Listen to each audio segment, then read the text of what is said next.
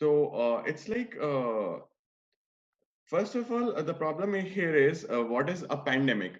Many people are attention. We have all heard about the term pandemic these days, and we are associating it with a lot many other things.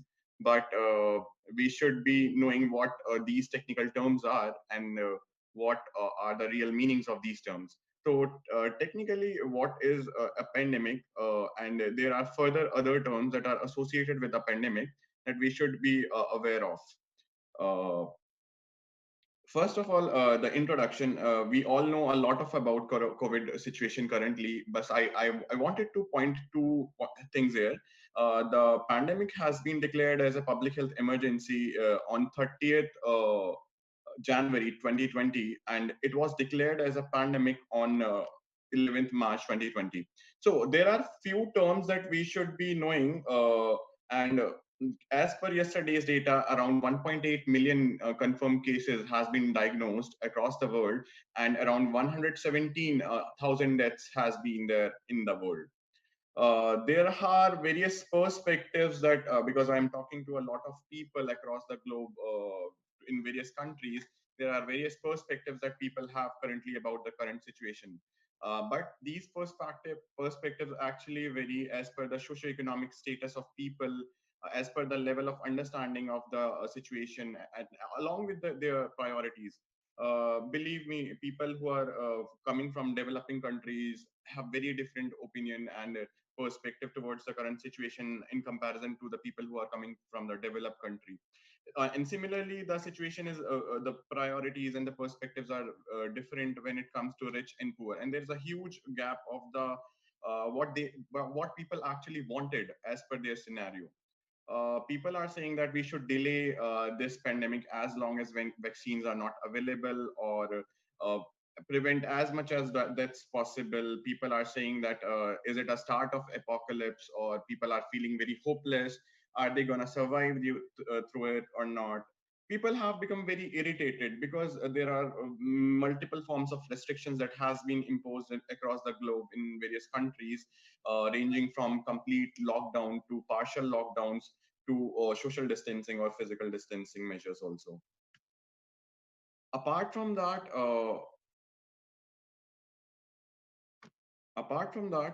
there are also some other ideologies of people. People are saying that it is a hoax, or people are actually rushing towards markets for refilling and stocking all the basic resources because they are saying that it is gonna last very long. And but contrary to all these aspects, there is the other world, that is the third world countries, which is actually uh, poor countries, poor societies. They don't wanted to go into those kind of lockdowns or social distancing because this is costing them a lot on their daily wages or their livelihoods very much. So one of the perspective is people may die of hunger before the virus will kill them in if this lockdown continues.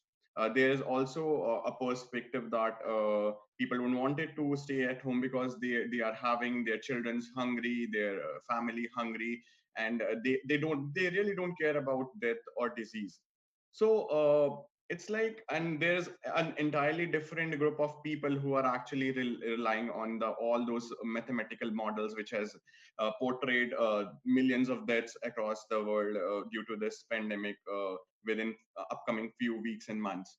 So, as per the understanding of the information, as per the socio-economic status, as per the priorities of the people, the perspectives and the expectation of people and their effects on them actually differ. So, coming through all these perspectives, I am gonna discuss these perspectives. But first, I wanted to discuss some basics to address these perspectives. So as you can see, there is three terms which are related to the occurrence of a disease. First term is endemic, second term is epidemic, and third term is pandemic. In this diagram, we can see endemic. Endemic actually refers to the occurrence of disease in multiple areas, and this is a regular occurrence.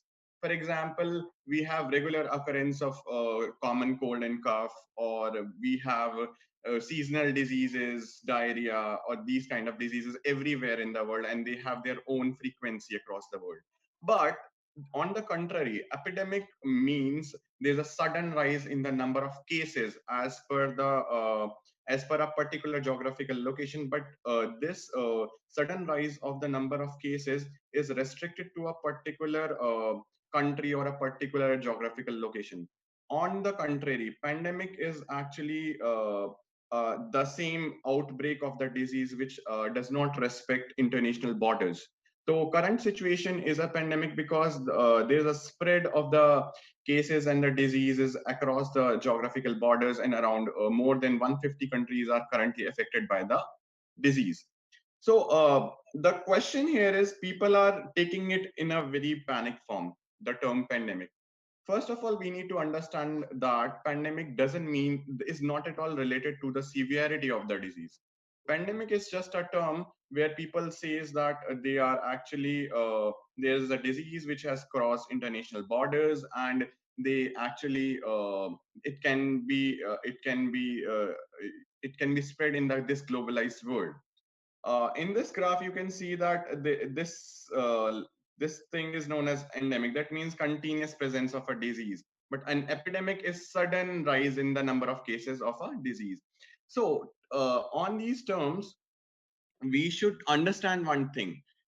In this current scenario, this is a zoonotic disease. A zoonotic disease means any disease that comes from animals and jumps into human. And since these are new mutated or updated viruses, that definitely means that we humans are not uh, immune to them. So these diseases in the starting actually creates a serious scenario if the people don't have immunity against them. And that's why currently these kind of new viruses and new diseases creates problem when they occurs in epidemic or pandemic.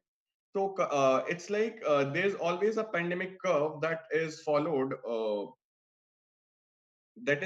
by every new disease. It's like if you see this kind of curve, so if there is an epidemic or outbreak starts of any disease, it will grow to a level of scale up form, or it reaches a peak and then it will go down. So do not think right now about the flattening of curve. It means that if any disease, any epidemic or pandemic or outbreak starts, it will reach to a certain level, certain height. It will infect certain number of people, and after that, on its own, it will come down. So that definitely means the question that the ideology that people have, that it is gonna kill a lot of people, or it is gonna lead to the wiping out of a lot of human population, it is not true actually. If we do not do anything, we do not take any kind of measures for this disease, they, and then also after some time reaching at a certain peak, it will come down on its own without any interventions also. But why we are worried about flattening the curve as mentioned in this figure? The thing is that currently this virus is having a very high reproductive number. Reproductive number means, for example, this reproductive number of a disease refers to the number of more patients that an already infected patient is gonna infect in his disease duration. So that means if a person A is infected by that particular virus, then how many more people it is gonna infect till he is gonna cure of it, or he's gonna die of it. So currently we don't have much data about this COVID, but as expected, there are around 2.5 to 5 persons per person getting infected of it. So, and this virus is currently sort of airborne, not completely airborne, but it is dependent on the aerosols. So, and it is very contagious also. So, it is spreading very fast in the population, and it is actually crossing the entire countries very fastly. So, in that scenario, if we talk about this scenario, then if we let this virus free, then it will reach to its pandemic very fastly within a few weeks. And we don't have that much of health system capacity to deal with these kind of diseases. Currently, we are not sure which kind of interventions or treatment are gonna save more people. But as per the current knowledge, we are trying to save as many as people possible out of it. So in that scenario, this line shows the health system capacity. Again, look at this graph, which is the natural, the blue part portion, which is the natural history of the disease. If we do not do any kind of intervention, this is the way the disease is gonna affect. But if we are taking lots of interventions and lots of measures, it is gonna look like this. So the difference between these two graphs means there is, if we are flattening the curve, then that means that the virus is gonna stay for a very long in the current scenario in the across the societies also. So the shortcoming of that scenario is like we cannot use many authoritative or autocratic measures to for this much long, because people cannot be put under restrictions or lockdowns for very long, for months, as per as compare if we are and also if we are taking this certain surge after some time, this virus this has happened in the cases of coronaviruses earlier also, previous flu pandemics also, that after some time that when the pandemic or the epidemic gets over, at that point of time, the virus becomes a normal virus in the community. That means it becomes seasonal virus, and it becomes a very normal casual disease. But it will get to that level once it is actually uh, crossing this kind of curve. So that definitely means that we have to go through this curve either today or after 1 month or in within 1 year. The next question that many people are having, that we should delay it as long as possible until we are not having vaccines or proper treatment for it. So I need to tell you one very important thing about the availability of vaccines. Vaccine formulation is a very tedious job, and it takes various levels and steps to create a vaccine.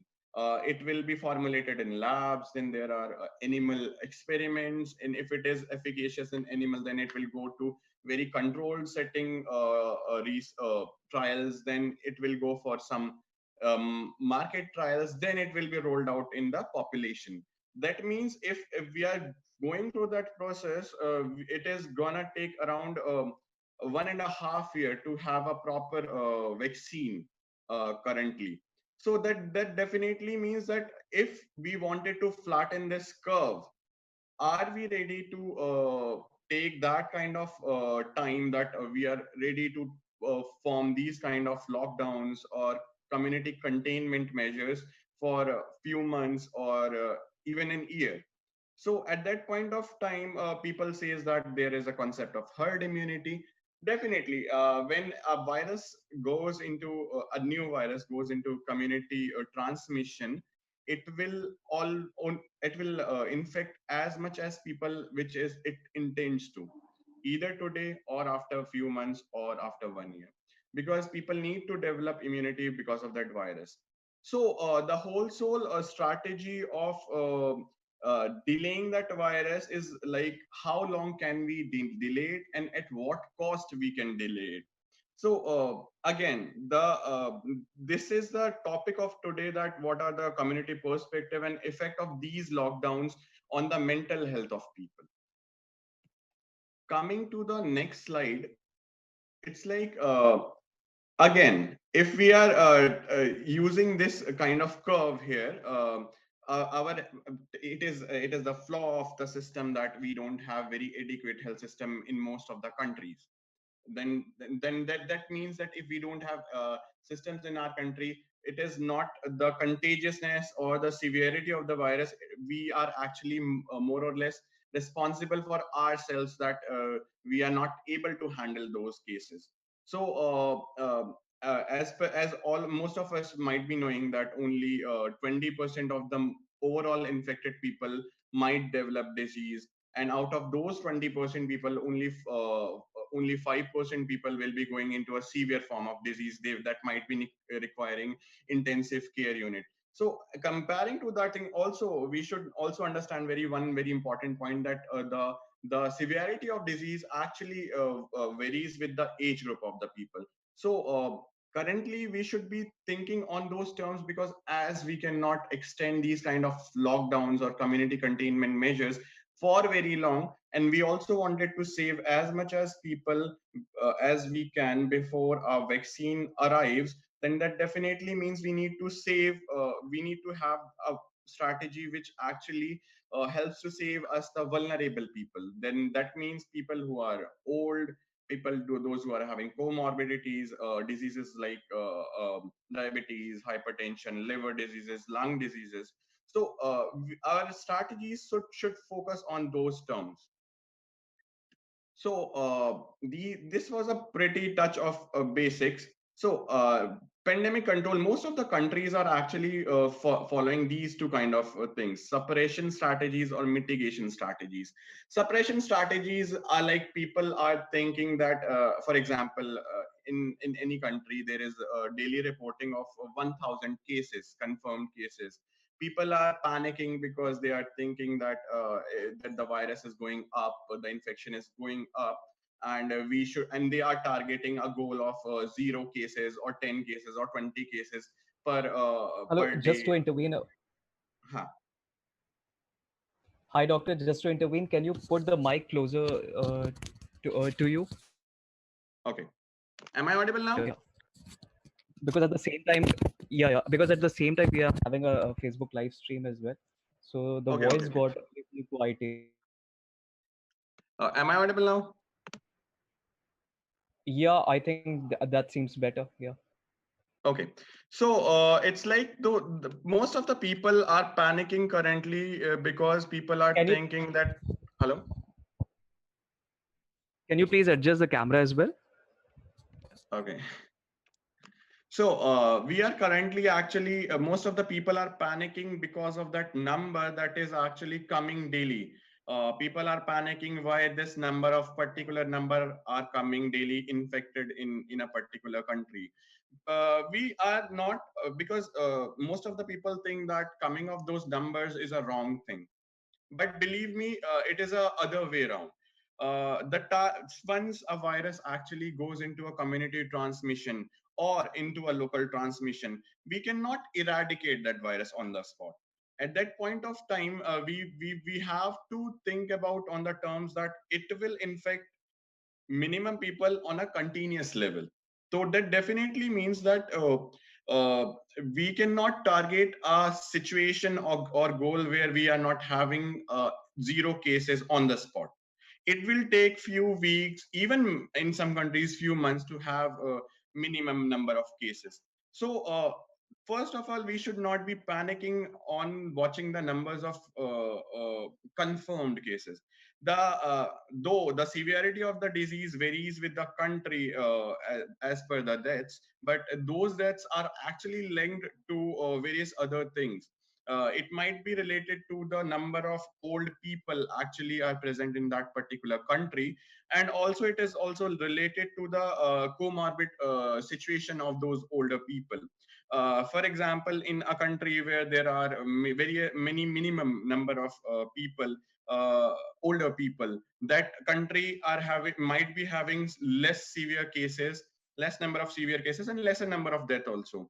On the contrary to the population which is having older population, Italy, we all were overwhelmed with the situation in Italy, but certain factors that need to be understand. It's like Italy has around one-fourth population of older people, which are beyond 60 years of age. That means that they were all most of the population, many people there were vulnerable, and around more than 60%, 65% of those who died of the COVID in Italy, they were having one or more comorbidities, which made them more prone to the current severity of the disease. So on a contextual basis, we have to take a very specific approach, which means that we have to be very specific as per our population, and thinking on the terms that we have to consider whether we are having, when are we going to have those vaccines, or whether the vaccine is going to be accessible or affordable to a lot of people across the world. We have example of South Korea or Taiwan or Singapore, where they have actually pretty well they have controlled the disease without any major lockdowns. Next slide that I wanted to.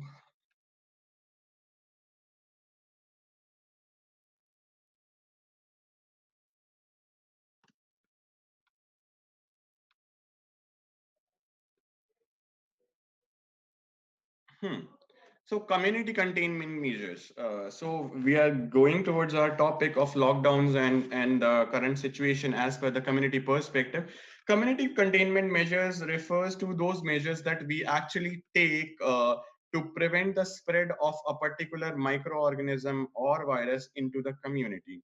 They might involve closing of schools, colleges, workplaces, banning of transportation, or banning domestic or international travels, complete or partial lockdowns, or canceling of public gatherings, cinemas, or going to cinemas, locking down of concerts and malls. And these also included strategies like work from home. So at this point of time, are these community containment measures actually help us for flattening that curve, which I showed you.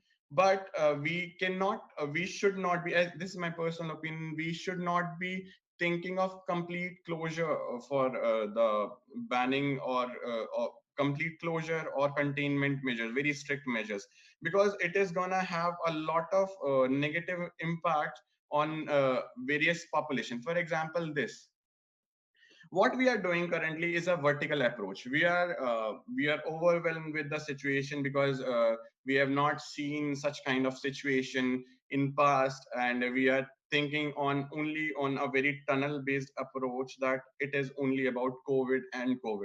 We are not thinking what is the ultimate solution and what is the ultimate relationship of this vertical approach with the diseases, other diseases and morbidities and mortalities also, and also on the economy. We have forgotten this horizontal component of our strategy. So what happens is, like, for example, in those countries where there is complete lockdown, people are dying because of other comorbid situations. Those developing worlds where there are widespread presence of tuberculosis, HIV, or those kind of infectious diseases, there's a disruption into the service delivery channel in those countries. People do not have access to drugs, they don't have access to testing services, diagnostic services, and also with the healthcare services also. Many people who are who are having chronic diseases, especially those who are having chronic kidney diseases or congestive heart diseases, coronary artery diseases, those patients which are dependent on continuous supply of drugs, at places where there's a complete lockdown situation, in those countries there is a lot many problem for those people to access their medicines, to meet to their doctors, and which is not going to affect them currently, because these are chronic diseases. They are going to get affected in longer term. Also, most of the money funds are diverted towards this vertical approach of this COVID situation. Money that is reserved for other sectors, other ministries, other diseases has been very streamlined towards the COVID situation, which is gonna compromise the healthcare delivery and services for other diseases, which is gonna affect the service delivery outcomes in future, with for few weeks, maybe for months, and maybe for years, as per the situation of the country. So at that point of time, it might be possible that the it is a very wrong word that I'm using. It's like it might be possible that people may die of other diseases, other healthcare conditions in comparison to the in comparison to COVID. And also we have to be very rational enough what the current context of a particular country is. This figure is like, we are talking on the terms of equality. We are giving everyone the same thing, irrespective of the thing, whether that particular population needs that or not. We have to focus on these terms of equity, whether the population need our services or not, whether it needs less or whether it needs more. So we have to utilize this concept of equity. Believe me, in certain parts of the world where the pandemic is actually grabbing a lot of people, I have heard from people that they are not able to access their HIV medicines. They are not able to access their tuberculosis medicine. Cancer patients are actually taking a very severe blow. Those countries which are having very sudden surge of the COVID infection, they are currently denying radiotherapy or chemotherapy or those kind of services to the cancer patients, which is actually, if they are denying it for few weeks also, this actually results denial of services to the cancer patients for few weeks also is very fatal for them, because it changes the entire the staging of that patient. A person who is in a stage where he can be cured, can turn up to into a stage where that particular person might be incurable or might lead towards death. So cancer patients are actually taking a very severe blow. People who are actually having have that facility, or they have that thing of continuous weekly dialysis or twice a weekly dialysis, these kind of patients are actually finding it very difficult to get through that dialysis procedure. So on and right now they might not die, but they might compromise the health of their kidneys in the longer run, and might succumb to it because of this current situation. And it will never be counted, believe me, because these are all indirect forms of morbidity and mortality. Similarly, people or small kids which are actually which are actually facing bloodborne issues, for example thalassemia patients or sickle cell anemia patients. These kind of patients actually, in certain patients, require continuous blood transfusions, very regular blood transfusions, because of these kind of lockdowns. And in those parts of the world where there is voluntary donations of blood, and most of the such services are dependent on voluntary donation of blood, these kind of patients suffers a lot. These kind of community containment measures actually prevent those camping and blood donation services very severely. And also lack of blood, and also the delay in reaching to the hospitals for the blood transfusion can also severely affect the health of that particular patient, or he or she may also die because in the lack of that transfusion. So these are the community perspective of those people who are actually living with some other sets of diseases. Apart from that, for example, we have seen in certain parts of the world when they have announced sudden lockdown measures, they were a problem for the migrant workers and people who are actually daily wagers. So daily wagers actually has a very severe problem because in the third world countries there is a huge number of millions of people who are actually earning daily to feed themselves in the evening. So these kind of lockdowns actually prevent them to earn enough amount of money and food for their daily requirement.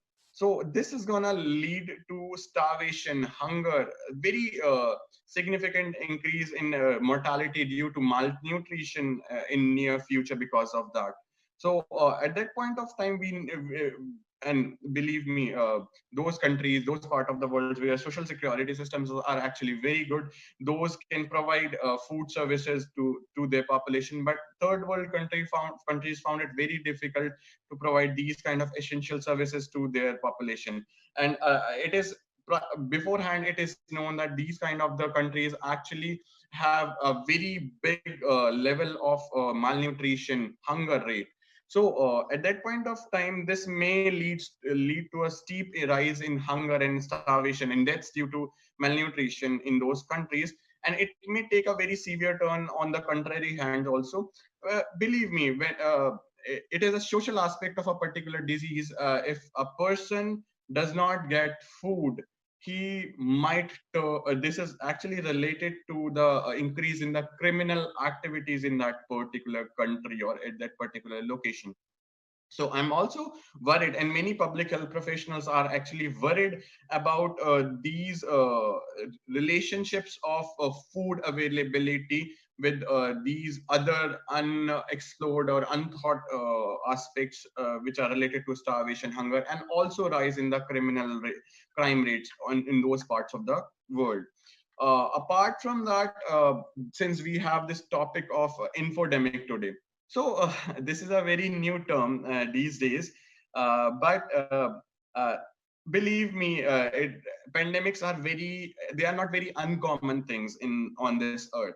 Every now and then, daily, matlab, if I'm not quoting any data, daily there has been mutations in in viruses, and there is emergence of new forms of virus daily. Believe me, but very rarely these viruses are able to survive and jump into humans and are responsible for human to human transmissions. So in the past there has been pandemics, and there were deaths, there were infections, and there were a lot of issues because of those pandemics. But it has not created a hue and cry simultaneously on the globe. The reason, the biggest challenge for this times is the emergence of this infodemic. uh, what has happened, it's like whatever the severity of the virus, what is the infection that is happening, what are the deaths that are happening, more problem is created by this infodemic. Believe I have seen that thing, I'm daily seeing it, that before getting an official announcement from authorities, responsible authorities, I get those kind of data and statements floating over WhatsApp, Facebook, social media sites. And there's a huge flooding of information, be it numbers, be it protective measures, be it preventive measures across social media, and they are actually transmitted just like a fire in a forest. And what happens is like when you are having a very excess of information, people find it very difficult to differentiate it from a reliable information with a non-reliable information. This is actually happening across the globe in current times. And apart from this, some people are taking advantages of this situation, and they're spreading anything for their own personal vendettas, I would say. So what is the issues that are associated with this kind of infodemic is, this infodemic has seriously compromised the outbreak response. Now you might be thinking why it is compromising the outbreak response. uh, uh, if there's an information that is floated in a lockdown area, that the lockdown is open, or the government is actually allowing free movement of the lockdown people, and there's no such official announcement in that particular area, this information will spread very fastly in among the people, and they will go out very instantaneously before even the notice of the government. And this actually increases the risk of transmission, and also risk of other things that are associated with overcrowding, including stampede also. So it compromises outbreak response, and because of the flooding of information, all those information which is actually credible to stop the transmission or identify yourself or protect yourself get lost, gets faded away in this bulk of information. People do not know what to trust, what not to trust, what to follow, what not to follow. That's why this seriously compromised the outbreak response. The very important aspect of this infodemic is the generation of fear and panic due to unverified rumors and exaggerated claims. I am daily seeing these kind of information that this many people died of COVID in that particular city or particular situation. So people, and believe me, it is a fact that COVID is the first pandemic which is an infodemic, and people are actually dying of this infodemic more than the actual pandemic. They 1 week back, I was reading a report which mentioned that 1 week back, 1 week or 10 days back, there were around 3 billion hashtags of COVID and around 100 billion engagements on hashtag COVID or related terms about the pandemic, which is a huge engagement, huge public engagement. And what has happened in the past, it's like people do not used to get that was first hand information. So anything that is circulated with the authorities gets directly into the population, and they get to know the right and the wrong thing. But what is happening because of these social media engagements, people are actually engaging in all sort of wrong information, and that's why their severity is increasing. And people, I know most of you might have been reading a lot about the pandemic, and people are getting into the uh, one more very important point with this form of infodemic is like we are seeing numbers. Every death, every number is counted these days, believe me. For example, the number of people die due to malaria, tuberculosis, HIV are 100 times more than the deaths in particular countries due to COVID. But that kind of data is not in a real time data in those countries. But COVID data is due to this infodemic is circulated very fastly. People are actually counting, oh, 100 people died, oh, 50 people died. I'm not saying that is a very good thing. No, it is a bad thing. But we are focusing very seriously towards those numbers. So what is happening is like this is creating a sense of insecurity among people, and that's why people are very worried about their own life. Okay, this is their turn now, and I can also die because of that. This hopelessness and fear actually creates a lot of issues with the as per the mental health of the people. People are actually very depressed these days, and they are thinking, and those who don't have the actual knowledge of a pandemic, of a generalized pandemic, they are thinking that they are going to succumb to it. This is increasing anxiety in them, this is increasing depression in them. And especially believe me, I have seen so many people, those who are actually practicing, those who might be landing up into obsessive compulsive disorders. People are saying that okay, you should wash your hands particularly this many times of the day. So because they are anxious, stressed out, and they wanted to survive, they have that false security in their mind. They might be washing their hands for 30 times, 50 times, 100 times a day. So which actually results into a obsession of those thoughts that are floating over the social media and the media channels, and it results into the compulsion of those thoughts and leading to obsessive compulsive disorder. And it might be a temporary thing in the current scenario, but it may also compromise the personality of a particular person, leading to a longevity of that OCD in those people even after this pandemic. So this is the current link of OCD with these this kind of information overload. As I mentioned here, it also promotes xenophobia because we are having people who are coming from different parts of the world. We are actually, many of us are actually blaming China for purposefully perpetuating this pandemic. But believe me, even in the scientific community, we are not sure how did this virus develop, whether it is a manufactured virus, whether it is a natural virus. And as per the reports and the scientific studies that I have read, it's like it is a natural virus that has mutated. But this social media platforms and this overflow of information is actually targeting people, targeting a particular countries and communities. Even in Europe or US, Chinese are actually targeted very seriously. And even in various Asian countries, they are actually promoting and perpetuating that xenophobia of against the citizens of other country, and even those people who resembles to those racial backgrounds. So this kind of xenophobia as per the race, as per the country citizenship, is actually increased very much. Also, this kind of infodemic has taken a racist form on the basis of a particular community that has been diagnosed in that particular country first.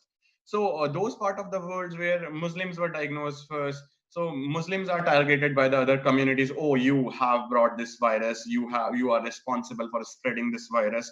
And those part of the world where the particular tribal communities or particular sections of the societies which are responsible for, which were the earlier cases, they are facing a lot of discrimination. And even in certain parts of the world, they are actually pasting and making this information, which is actually quite unethical. They are pasting information outside their houses. Okay, this person is the traveler from the outside country, or he has been quarantined. So these kind of people, not only in current situation, also in future, after this pandemic gets over, they will face a severe form of discrimination in their communities, considering because everyone is going to blame them for all the deaths or all the cases that happens in that particular part of the world. So this is actually taking a racist form. And those in this kind of situation, those people who are actually communal racist, they are actually flourishing. They're taking advantage of that particular situation and creating these fake news, fake informations, and actually promoting and spreading that kind of things in the social media, which is actually creating a lot of hatred against those communities.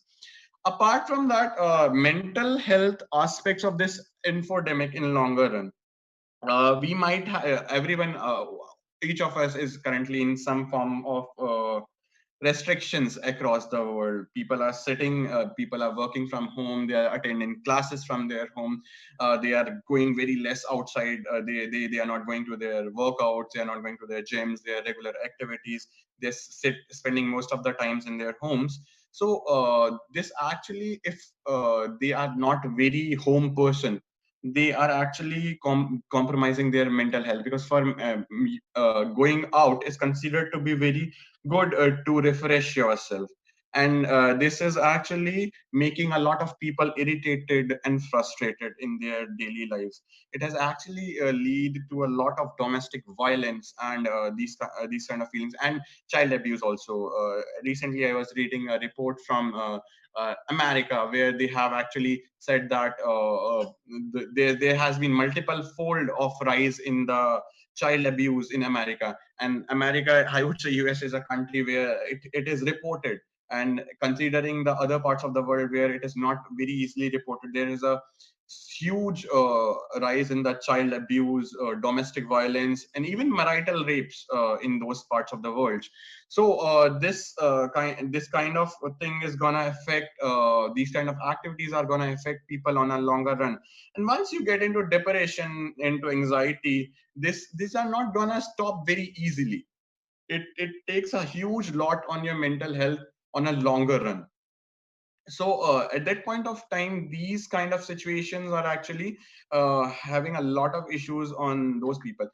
The problem is worse in those parts of the world where there is issues of psychological services, online psychological services. Mental health, by the end of the day, is a very neglected aspect of healthcare. People do not actually talk about it. So in that form, people actually are ignoring it and actually compromising their health a lot. And this is actually gonna end up into loss of productivity, decreasing their efficiency to work currently also and near future also. So these are some of the effects on the mental health in a longer run. So how to end this fake news cycle?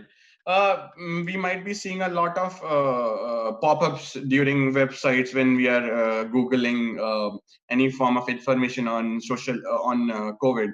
There's a pop-up where it directs you to the WHO site or some authentic credible sites. So we should be considering the source from where we are talking about a particular thing. So we should be very specific where we are reading the particular data or particular information. And if we are getting that particular information over WhatsApp or Facebook, we should cross check that information from the Ministry of Health website or WHO website.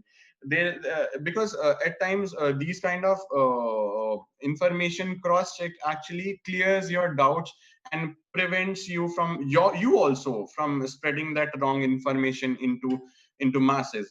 And it's like as mentioned here, check the date.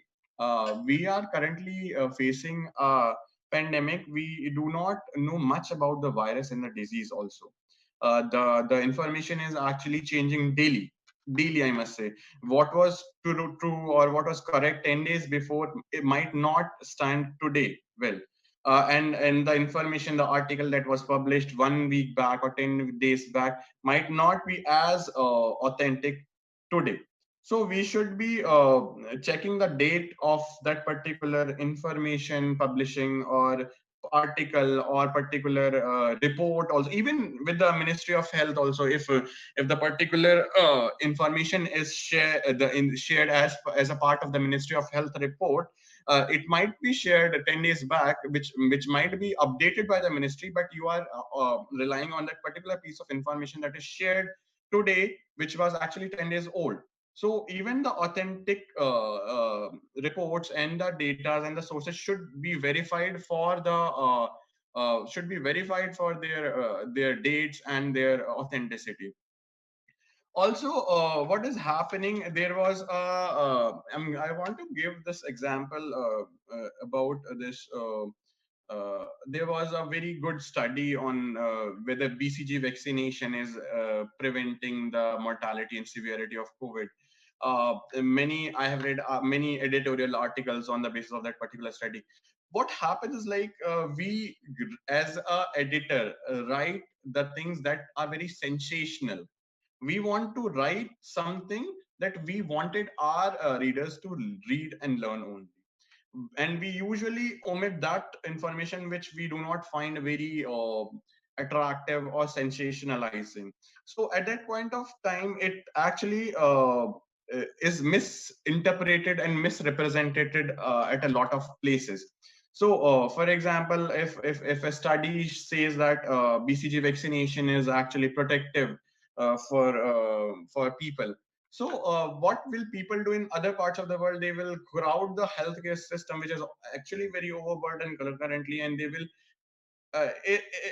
irrelevantly they will get BCG vaccination, considering the fact that it will protect them from the disease. But it's okay if BCG vaccination is not harmful, but and in this create a sense of security in those people. If, for example, I am that person who has actually read that particular article which was targeted towards BCG vaccination, I will think, okay, a BCG vaccination will protect me from getting that infection. I will go to my doctor. I will pay as much as that my doctor is asking to me to pay, and I will get a shot of it. And after that, I will have that sense of security in my mind. Okay, now I'm not gonna get infected, so I will be slightly loosening my protective and preventive measures. So in that course of time, that BCG vaccination might not be working truly working, and I might get the infection and I might spread it to my near and dear ones, my family members or other people. So this sense of false security actually prevents us from taking adequate measures. So if we are reading an article, we should cross check it with some scientific information, some scientific articles, and we should read it thoroughly. And a very important thing that is mentioned here is, do not forward every message. Even I'm very fed up of my family also. They are forwarding me every message that they are getting. So at that point of time, forwarding of every message, though I'm not reading every message sent by them, people are religiously reading it. So create a cycle of fake news across the communities. And once I get a fake news, if I wanted to forward it further, I will add some other extra spices into that news and make it a new news for other people. Or if I'm getting some other news, so it's a cycle that we are actually exponentially increasing the severity of that fake news. Last thing that is mentioned here, and we should all do, it's like, do not panic, relax, which I'm saying to a lot of people. This is not the end of the world. There has been pandemics, severe pandemics, if I would say. There are diseases, last year, there in last few years, Ebola was there, Nipah was there.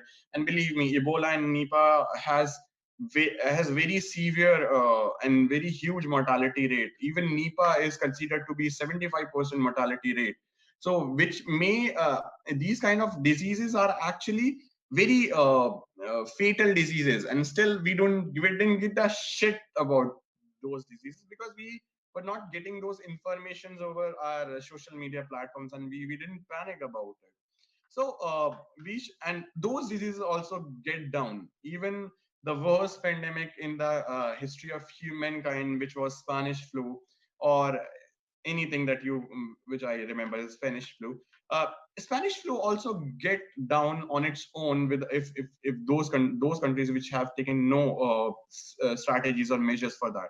This is the nature's way of promoting these kind of diseases, and it is a survival strategy for these virus. They will come, they will first get into a mutation. Those viruses which are having strong mutation, they will survive those mutations, they will emerge as new virus, they will get into circulation, they will try to infect animals, they will try to jump from animals to humans. Those they will also try to infect one human to another human, that means human to human transmission. And if they are successful, they get into the human societies, and they start having those outbreaks and epidemics and pandemics. But those viruses also, after certain cycles of transmission, after certain time of transmission, after infecting some people, they will get down their own, they will taper their on their own after some certain point of time. So that means if we will not do anything, then even these viruses are going to subside on their own. That means that it is a cycle that you will be facing today. It is because of COVID, might be in future because of some other diseases. We cannot stop them. It's just like we should be aware about them, we should not panic about them, and take preventive measures so that we should not overwhelm our healthcare systems, and reduce as much as mortalities as we can, and reduce the severity of the disease. So keep that thing in your mind, that that kind of natural cycle of starting off in a pandemic or epidemic, getting up, escalation of the cases, increasing the number of the cases, uh, reaching to a height,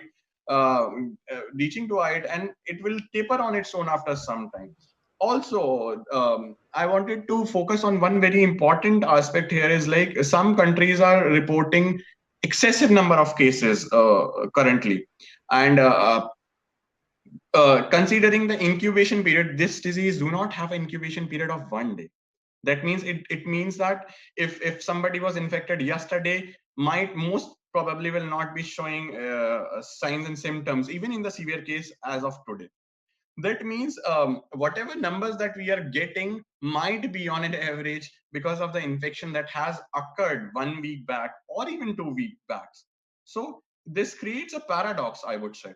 So paradox is actually whatever mortality or morbidity or infections that we are getting today could be a result of the things that we have done 2 weeks back, 10 days back, or 1 week back.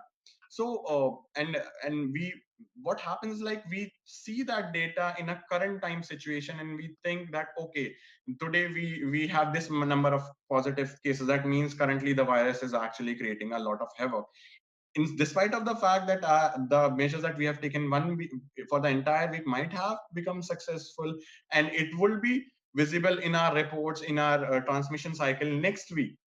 So we should not get panicked with those numbers. Just try to save yourself. Just try to save your family members and try to follow as much as procedures as you can. Regarding the scenarios where the third world countries have a very different issue of, because they have their struggle with the basic resources. So their basic resources, including food and drinking water, uh, though I'm not authority to talk on those terms, but definitely food comes first. So there might be people who are actually starving to that now, right now also, because of the complete lockdowns in certain parts of the world. So as a responsible citizen, we should think about those people who cannot afford them, and believe me, we can help on as a human basis to save others, including us. So take care of that thing in mind, that save yourself and save others also, not in the terms of infection, also from other things also. Regarding the mental health scenario, there are every I think so every country has now rolled out helplines for mental health issues. Many NGOs, non-profit organizations, are working very extensively to providing helplines and care for mental health issues over calls, Skype calls, or video calls. So if you are Just to facing, huh,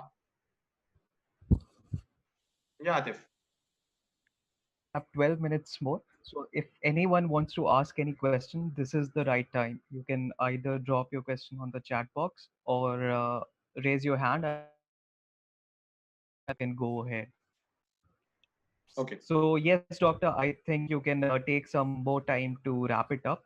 And probably if anyone has any particular question, I will speak to them. Okay, thank you. So, regarding these kind of helplines, people can use those helplines if they are considering themselves, and also feeling of hopelessness or feeling terrified is nothing very unusual these days. So we should accept our thoughts. We should accept our thought processes. We should accept our processes. And when once we accept them, we will get to a second level of addressing those kind of issues that we currently are facing. So at that point of time, uh, if you, in those parts of the world there where there is partial lockdown, you can go out for a walk in the evening, or you can walk in your own home, you can walk on your terrace, you can listen to good music, watch good movies. uh, Believe me, and all those interventions that actually prevents depression and anxiety, those interventions actually works in this situation also. Do not sit in a room where there's no light, and along with the depressing music, and in a movie where your favorite hero dies. So at that point of time, you need to get some positive energies out of your surroundings, be it talking to your friends, be it talking to your family members, whether you stay with them, whether you stay away from them. You can have Skype calls and things like that. And do not take it as a very it as very do not ashamed of talking to them whatever you are feeling. Once you tell them, it loosens your burden. And also, apart from that, meditation, yoga, proper food actually helps to get over these kind of situation. Most of the times, these stressful situation and compromised diets actually help reduces the mechanism of our body, which is linked to our immunity or our mental health also. Take a lot, if you can avail, take a lot of fruits, lot of water, drink a lot of water. It always helps. So these kind of things always help. Apart from that, just relax. I would say we are going to survive it, and we will survive it. We have survived a lot more worse than this. This is not that much worse, which we all, most of us think about it. And we have survived this, and we will survive more. We have survived more than this. So don't panic, relax, just verify the information that you are getting. Lockdowns are like they are based things. You have to follow your procedures that your government is having, but do not fall into the trap of the partial information, even from the authentic sources, which I discussed during the all situation. There's a lot of paradox and a lot of fallacies in the interpretation of that situation. Just take care and prevent infections. Atif. Yes, doctor. So far I haven't heard any question from the participants on the chat. Okay. So maybe you have so many good ways to keep a good status of mental health as well, which I was about to ask to give suggestions regarding that topic. Mm-hmm. So, Question from Shraddha Acharya. So his question is that with the heavy workload, chaos in health facilities, increment of frontline health workers during this pandemic, even the health workers are at risk of mental health problems. What do you think should be done about it to address the shortage of human resources in health sector? see, currently we actually ignore the mental health issues of the frontline workers a lot. Actually, I also missed that statement. I'm so sorry about it. But what happens is like those people who are actually working in the field, especially uh, doctors, nurses, or other paramedical staffs, and community, especially community health workers, we do not never think about the issues of the community health workers, but they are actually working on frontline. They are actually taking that risk to save all of us. So this creates, and they also see people surviving. I have been into a lot such so many situations related to that, where I've seen people surviving and dying also. So this creates a sense of a very different mental state in people who work on front line, and this actually compromises their mental health.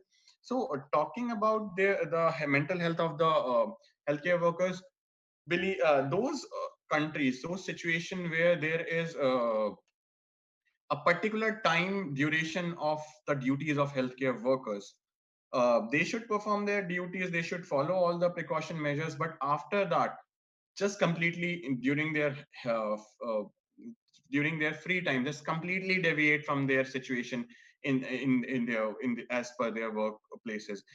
You need to relax yourself, take proper sleep. Sleeping actually helps very well. Proper sleep, getting out of that situation. Those people who are having religious faiths, meditation, prayers actually work for them.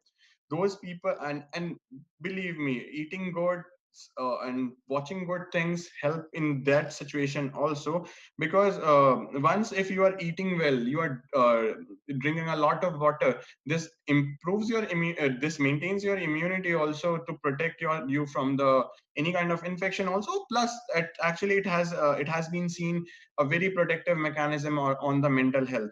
Try to speak to your colleagues about your feelings and about your situation.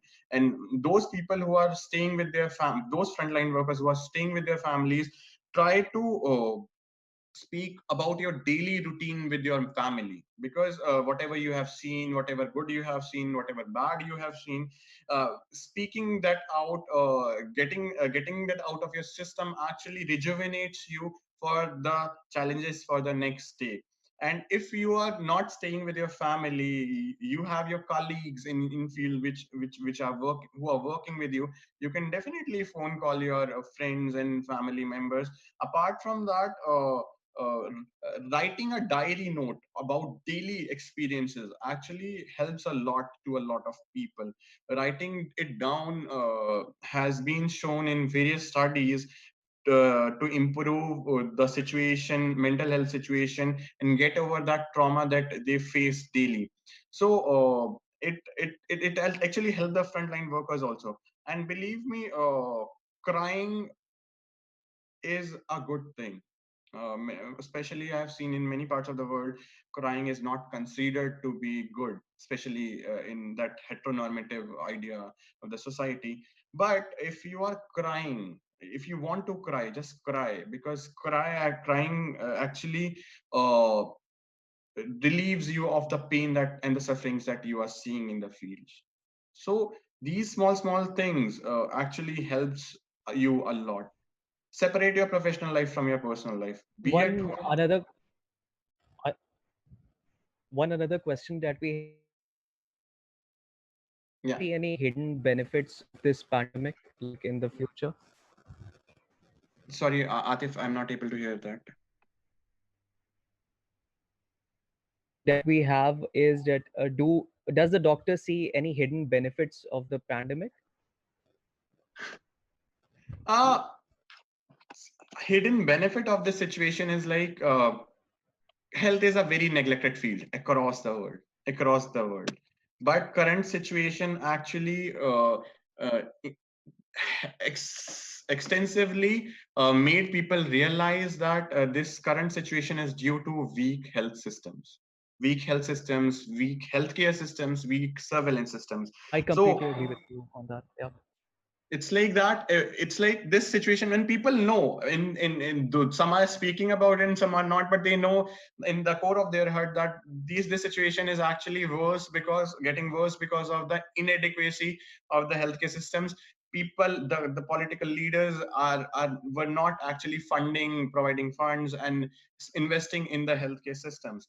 And especially those people who are very having that ideology of taking things very religiously or politically or industrialized way, they have got that thing during this fearful times that we need to invest a lot into the healthcare system if we need to survive. Only a strong healthcare system and surveillance system will protect most of us during the future times. Because believe me, this was a study that currently 65 to 70% of all the outbreaks, epidemics, or pandemics are gonna happen because of the zoonotic diseases. These viruses, these bacteria are gonna get mutated in the wild animals. They are gonna get jump into the other animals. They are gonna get jump into the humans, and they have the potential to create similar position in the future. So this situation, I think so. I am very optimistic about it. After getting through this situation, countries will be starting spending on their healthcare systems, which will, and believe me, healthcare systems does not involve in isolation. Healthcare systems involve with involvement in the food security, with improvement into the social security, with improvement into the in livelihood and occupations also. So all these sectors will get boom, which will be a crucial part of healthcare system. So I think so.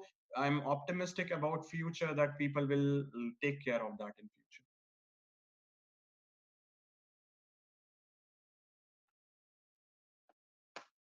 Hello, hello. Hello. Yeah, I can hear you, doctor. Yeah. So, pandemic affects population at a global level, and complying to just social distancing and other containment measures won't suffice. What could be the role of local governments in terms of accountability to reduce this collateral damage and mental stress among healthcare providers as well as community? Atif, will Part you of the repeat? Shraddha's question was what? Yeah, I will repeat that. The question is,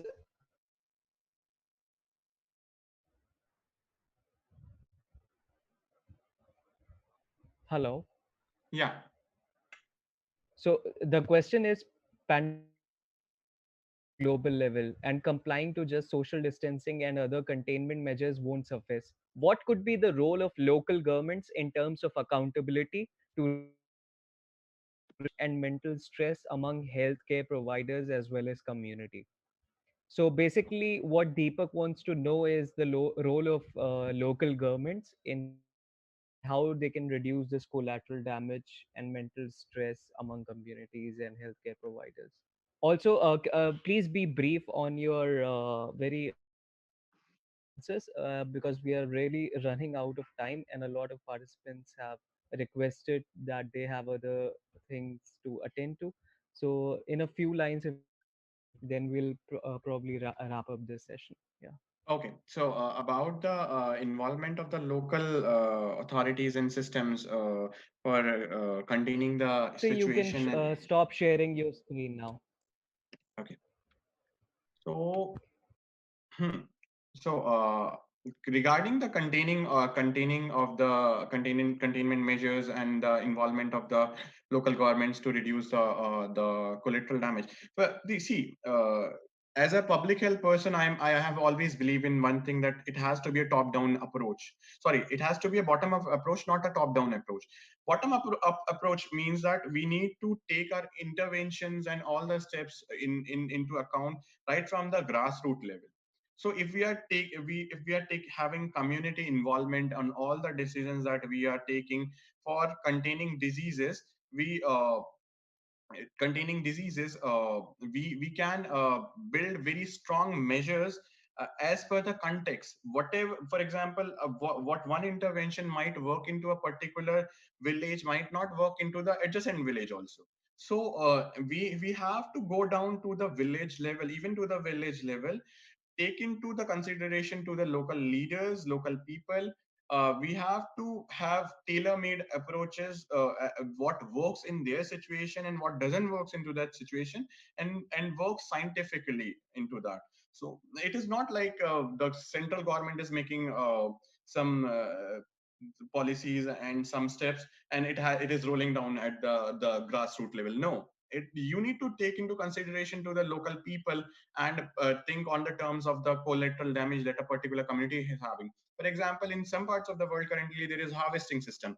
So these villagers are actually worried about their harvest. If they are not able to harvest their crops, they will be landing into a vicious cycle of poverty for the next year, and again compromising the food security also. So at that point of time, if you're taking into account the consideration, the viewpoints of those local farmers, you will build strong measures that will contain the disease currently also, and that will maintain the various other important essential services at the ground level.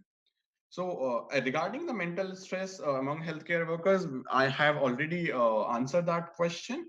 The community health worker, which are actually working at village level, they can follow the same things which any other worker that can follow, that I have mentioned previously. The next question was, what are the examples of practical measures youth observatory can implement to curb infodemic? Atif, this is for me, or you're gonna answer it? Yeah, I think someone from on behalf of Observatory can take that. But just to inform you, Geraldine, we have started a campaign of sharing your certificate regarding the general infodemic. And in that course of Allison, if you complete it and share your certificate with us, we will be posting it on our social media channels to let people know that you have studied of all the basics of COVID-19, so that you don't fall into the prey of fake news and other infodemics, which is sometimes used to spread fake news in some channels. And as the doctor also mentioned, it is very important to follow some basic guidelines. Uh, uh, the general guidelines which he mentioned, like to stop stressing on getting such news and taking other steps. We are also having a special working committee to decide what we can do as Youth Observatory to tackle this pandemic effectively. I think that was a great session, doctor, and I Akif, there is personally one more question. Sorry to interrupt you. The person has mentioned that how can mitigation of on infodemics during epidemics be integrated in emergency preparedness? So I wanted to answer this question as a contextual answer. Uh, if there are two reasons about it. Every country has a system, emergency preparedness system that works during the times of disasters or epidemics, anything. So that system, in those parts of the world where the system is strong, they have that inbuilt, as per the local needs, they have that inbuilt structure where uh, they promote the dissipation and dissemination of the correct information as per the level of the disruption of the communication services. So those parts of the world where these kind of systems are well intact, they can utilize their existing system in any situation, whether there are floods, earthquakes, or pandemics or famines, any time. And they can do a very situational analysis on the current, as per the situation, where they can think about it. how many communication channels are intact, and how to utilize them to prevent such kind of infodemics. So these channels are actually very important to these channels which are integrated initially into the disaster management channels or emergency preparedness channels, and there should be these channels should be combined with the health issues or epidemic or pandemic resources or Ministry of Health that can together work to prevent these kind of infodemics also.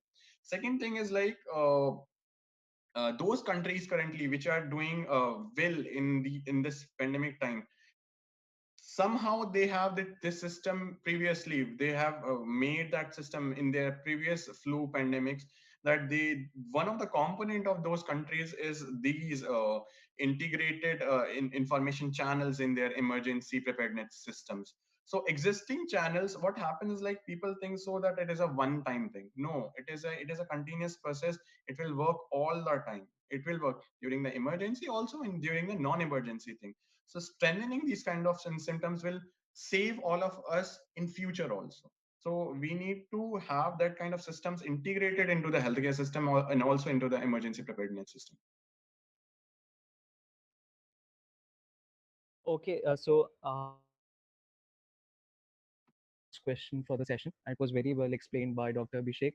So, if you want any further information regarding this pandemic, or how you can, if you have any safety perspective and you want to contribute to it, or you want to know more about the effects of lockdown and infodemic on mental health, you can always reach out to Dr. Abhishek on dr.royal2010@gmail.com. I've written that on the chat as well, and he will always be free to write back to you. He has written some articles published on LIVESTREAM, so probably if you want to contribute to that as well, you can discuss that. And thank you so much, doctor, for taking out time to join us and tell out this global audience on the importance of COVID-19 and how they can form a resilience group to tackle this current situation, and Thank you. stressing upon the very important parameters of this health issue. We had a great time listening out to you, and we have already recorded this session, and we will also telecast live on Facebook as well. We'll share the recordings with you. Meanwhile, if you get any queries, please do respond to them and let us Yeah. know as well about your experience and Thank you for inviting me. how you rated this. Yeah. Okay. Thank you. So with this, we'll be closing this session, and please do put your feedback about this session to Youth Observatory, and do subscribe to our website. You can just reach out to youthobservatory.org. That is our website, and join us through the platforms of Internet Society to keep hearing on the latest happenings in the internet world and how we should take steps to tackle currently the COVID-19, a very big challenge for us. Thank you, everyone, and looking forward to another great session another time with you all. Thank you. So I'm closing this session. Thank you, everyone, for joining us.